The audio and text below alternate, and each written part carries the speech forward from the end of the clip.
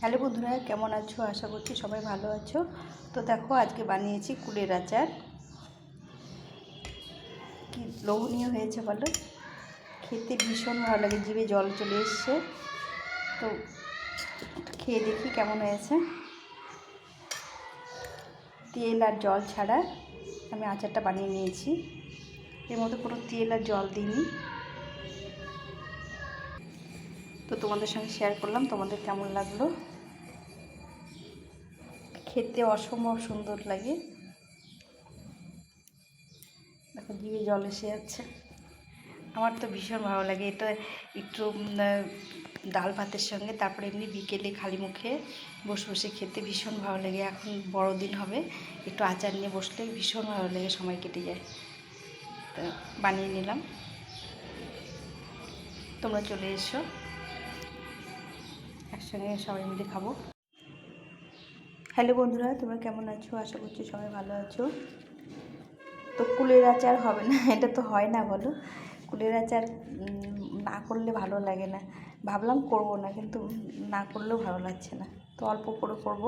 তো আমি এখানে কুলগুলো শুকিয়ে ধুয়ে একটু নুন হলুদ দিয়ে শুকিয়ে নিয়েছি। আমি জলের ব্যবহার করব না। জল জল দিলে আচারটা বেশি দিন থাকে না, তার জন্য আমি ধুয়ে শুকিয়ে নিয়েছি, একটু নুন হলুদ মাখিয়ে রোদে দিয়েছিলাম। এখন এটাকে তৈরি করব। তো প্রথমে আমি দেখাচ্ছি যে কুলগুলো দেখো, একটু করে ফাটিয়ে নিয়েছি, প্রত্যেকটাকে ফাটিয়ে নুন হলুদে শুকিয়ে নিয়েছি। চলো শুরু করি। এখানে একটা প্যান বসিয়ে দিয়েছি, এখানে কিছুটা মৌরি, জিরেটা একটু বেশি, মৌরি যা দিতে হবে তার থেকে অর্ধেক জিরে দিতে হবে, আর তার চেয়ে কম একটু মেথি দিলাম। তো এগুলো একটু শুকনো খোলায় ভেজে নিতে হবে। খুব বেশি ভাজলে কালো হয়ে যাবে, খেতে ভালো লাগবে না। এটা একটু ভাজা হয়ে গেলে এর মধ্যে আমি দিয়ে দেবো একটু ভেজে নিতে হবে।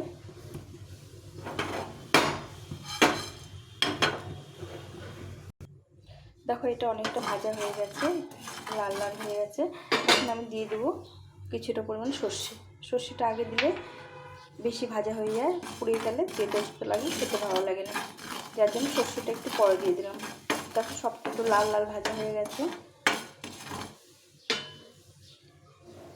তো সর্ষেটা চিটচিট করে উঠেছে, এখন বন্ধ করে দেবো গ্যাসটা।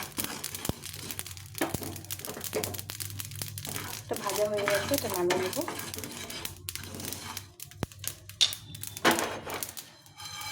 নামিয়ে নিয়ে এটাকে গুঁড়ো করে নিতে হবে।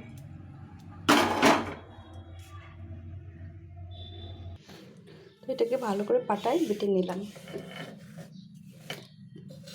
ঠান্ডা হওয়ার আগে বেটে নিলে ভালো গুঁড়ো হয়। তো এটাকে উঠিয়ে নিলাম একটা ডিশের মধ্যে। এখানে আমি কড়াই বসিয়ে দিয়েছি। আমি জল দেবো না, তেলও দেবো না, শুধু এমনি করবো। গুড় দিয়ে দিয়েছি, গুড়টার মধ্যে একটু জল দিয়ে দেবো সামান্য একটু, গুড়টা গলার জন্য।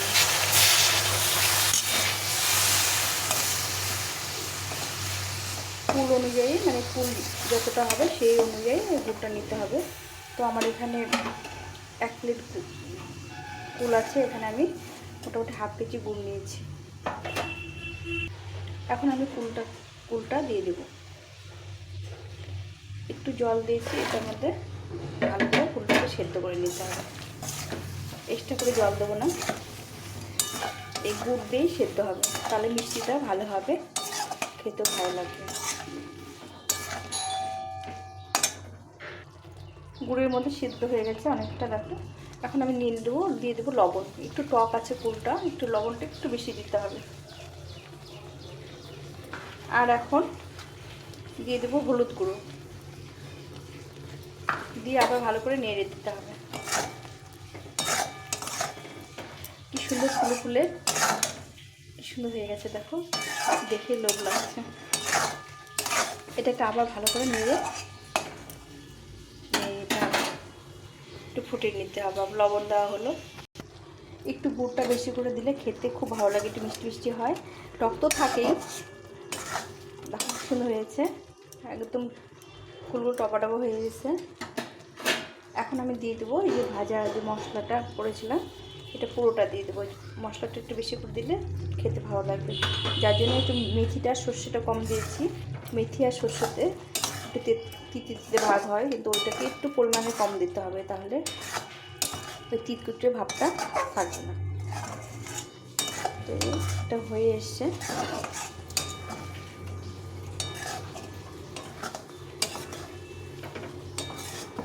তো এটাকে আমি সারা বছর রেখে দেবো, তার জন্য দিতে হবে এর মধ্যে ভিনিগার। এই আমি কিছুটা ভিনিগার নিয়েছি। এই ভিনিগার দিলে আমরা গোটা বছর স্টোর করে রাখতে পারবো। আর তেল আর জল ছাড়া এভাবে আচার করলে খেতেও ভালো লাগে আর সুন্দর লাগে, খুব টেস্টি হয়, টেস্টফুল হয়, ভীষণ ভালো লাগে। তো আমার এটা হয়ে এসছে।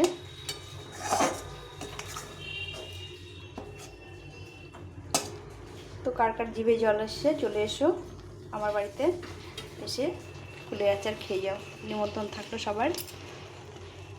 আর তোমাদের ভালো লাগলে একটা লাইক করো, বন্ধুদের সঙ্গে অবশ্যই শেয়ার করো, সাবস্ক্রাইব করে এভাবে পাশে থেকো, তোমরা পাশে থেকো, তাহলে এইভাবে পাশে থাকলে ভিডিও করার উৎসাহটা বাড়ে। আর বেল বাটনটা একটু অন করে দিও, যাতে তোমরা যেগুলো ভিডিও করবো তোমরা প্রথমে দেখতে পাও। দেখো হয়ে গেছে একদম কমপ্লিট, তেল ছাড়া আর জল ছাড়া এভাবে আচার করলে ভীষণ ভালো লাগে খেতে। দেখো কি সুন্দর হয়েছে। এই মশলাগুলো একটু দাঁতে পড়ে আরও খেতে ভালো লাগে। তা আমি এখন গ্যাসটা বন্ধ করে দিয়ে কিছুক্ষণ রেখে দেবো, তারপর উঠিয়ে নিতে হবে।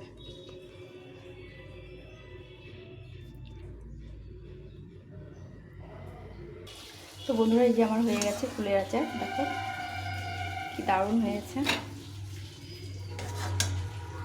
এগুলো এখন উঠিয়ে নিচ্ছি, একটু ঠান্ডা করে নিয়ে তারপরে বয়মে রেখে দিতে হবে।